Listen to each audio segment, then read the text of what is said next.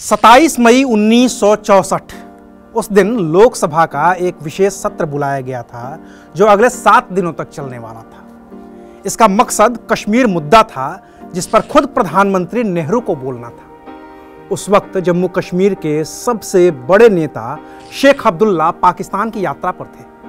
उन्होंने पाकिस्तानी राष्ट्रपति अयूब खान को भारत आने और प्रधानमंत्री नेहरू के साथ मिलकर कश्मीर मुद्दे को सुलझाने की पहल भी कर ली थी। अयूब खान मान गए थे और शेख अब्दुल्ला पीओके के मुजफ्फराबाद के जरिए दिल्ली वापसी की तैयारी कर रहे थे। वहीं दिल्ली में लोकसभा में तैयारी थी कि कश्मीर पर बात होगी, लेकिन नेहरू लोकसभा तक नहीं पहुंचे। सदस्यों ने पूछा तो उन्हें बताया गया कि नेहरू की तबीयत अचानक से खराब हो गई है, इसलिए वो अब तक सदन नहीं पहुंचे। अभी ये बातें हो ही रही थी कि नेहरू सरकार के स्टील मंत्री चिदंबरम सुब्रमण्यम राज्यसभा में दाखिल हुए। चेहरा उतरा हुआ था, आंखें रुआंसी थी। उन्होंने सिर्फ एक लाइन कही, रोशनी खत्म हो गई है। उस रोशनी से पूरा देश बखूबी वाकिफ था। वो थे पंडित जवाहरलाल नेहरू, देश के प्रधानमंत्री, जिनका हार्ट अटैक की वजह से 27 मई 1964 की दोपहर को देहांत हो गया था। नमस्कार, मैं हूं अविनाश और आप देख रहे हैं अनकट। जब राज्यसभा में स्टील मंत्री सुब्रमण्यम ने रोशनी के खत्म होने का ऐलान किया तो उसके चंद मिनटों के बाद ही रेडियो के जरिए पूरी दुनिया को सूचना दी गई कि पंडित नेहरू का निधन हो गया है। मौत की वजह बना हार्ट अटैक जो उन्हें 27 मई की सुबह करीब 6:30 बजे आया था। प्रधानमंत्री आवास में मौजूद उनकी बेटी इंदिरा गांधी ने तुरंत ही 3 डॉक्टरों को फोन किया। उन्होंने नेहरू का इलाज करने की कोशिश भी की, लेकिन उन्हें बचाया नहीं जा सका। हालांकि ये कोई पहला वाकया नहीं था जब पंडित नेहरू को हार्ट अटैक आया। इससे पहले भी जनवरी 1964 में ही ओडिशा की राजधानी भुवनेश्वर के दौरे पर गए प्रधानमंत्री नेहरू को हार्ट अटैक आया था, जिससे उनकी पूरी दिनचर्या ही बदल गई थी। और ये सब हुआ था चीन के साथ हुई जंग में मिली हार से लगे सदमे की वजह से।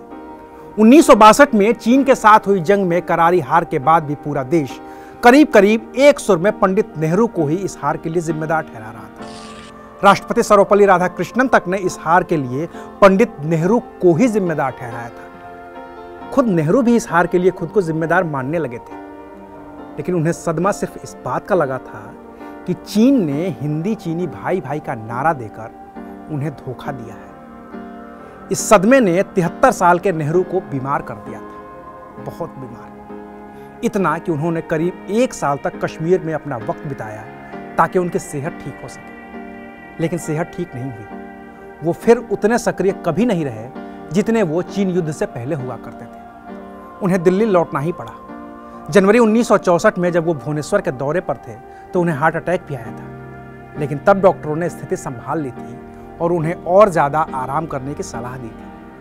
हालांकि अब उन्हें बाएं पैर में थोड़ी दिक्कत होने लगी थी और नेहरू के ज़्यादातर विभागीय काम करने की जिम्मेदारी बिना विभाग के मंत्री रहे लाल बहादुर शास्त्री को सौंप दी गई थी। फिर भी पंडित नेहरू अपने जीवन को लेकर आश्वस्त थे कि उन्हें अभी तो कुछ नहीं होगा। तभी तो दिल्ली की एक प्रेस कॉन्फ्रेंस में उनसे उनके उत्तराधिकारी पर सवाल हुआ तो उन्होंने कहा कि मैंने इस बारे में सोचना तो शुरू कर दिया है, लेकिन मुझे नहीं लगता कि मेरी मौत इतनी जल्दी होने वाली है। इस प्रेस कॉन्फ्रेंस के अगले ही दिन थोड़ा और आराम करने के लिए पंडित नेहरू देहरादून के लिए रवाना हो गए। उनके साथ उनकी बेटी इंदिरा गांधी भी मौजूद थी। 26 मई की शाम को वो छुट्टियां बिताकर अपनी बेटी इंदिरा के साथ हेलीकॉप्टर से दिल्ली के लिए रवाना हुए। रात के करीब 8 बजे दिल्ली पहुंचने के बाद नेहरू सीधे अपने कमरे में चले गए। उनके विश्वस्त सेवक नाथूराम ने उन्हें उनकी जरूरी दवाएं खिलाई। कहा जाता है कि नेहरू पूरी रात सो नहीं पाए। उन्हें पीठ में भयंकर दर्द हुआ और वो रात भर करवटें बदलते रहे। 27 मई की सुबह करीब 6:30 बजे उन्हें पैरालिसिस का अटैक हुआ और उसके तुरंत बाद ही उन्हें हार्ट अटैक आ गया। इंदिरा गांधी के फोन करने पर पहुंचे डॉक्टरों ने नेहरू को बचाने की भरपूर कोशिश की। 8 घंटे तक वो कोमा में रहे, लेकिन उन्हें बचाया नहीं जा सका और आखिरकार 27 मई 1964 की दोपहर 2:05 पर रेडियो के जरिए ऐलान कर दिया गया कि पंडित नेहरू नहीं रहे, रोशनी खत्म हो गई।